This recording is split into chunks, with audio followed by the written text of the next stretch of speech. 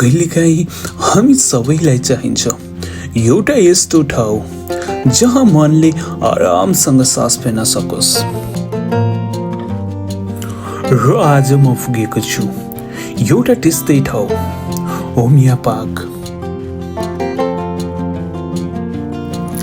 सहरको भिडभाडबाट टाढा नभए पनि यहाँ आइपुग्दा सबै आवाजहरू बिस्तारै हराउन थाल्छ। यो पोखरी, यो पानीको हल्का तरङ्ग र हाँसहरूको शान्त यात्रा, यी सबै मिलेर एउटा कथा सुनाइरहेको छन्, शान्तिको कथा।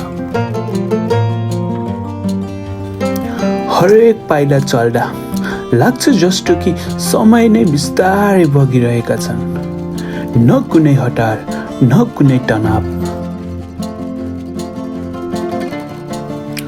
हावाले छुने रुखका पातहरू, चराको त्यो मधुरो स्वर र प्रकृतिको त्यो सानो सानो जाडु जुन शब्दले भन्दा बढी महसुस गर्न सकिन्छ।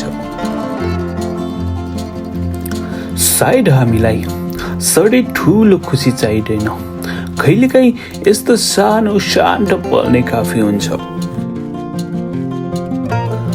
यदि तपाईँहरूलाई पनि थकान महसुस भएको छ, यदि तपाईँहरू एकैछिन भए पनि शान्त खोजिरहनु भएको छ भने होमिया पार्कले सधैँ तपाईँहरूलाई पर्खिरहेको हुनेछ, किनकि कहिलेकाहीँ हराउनु नै आफूलाई भेट्नु हो।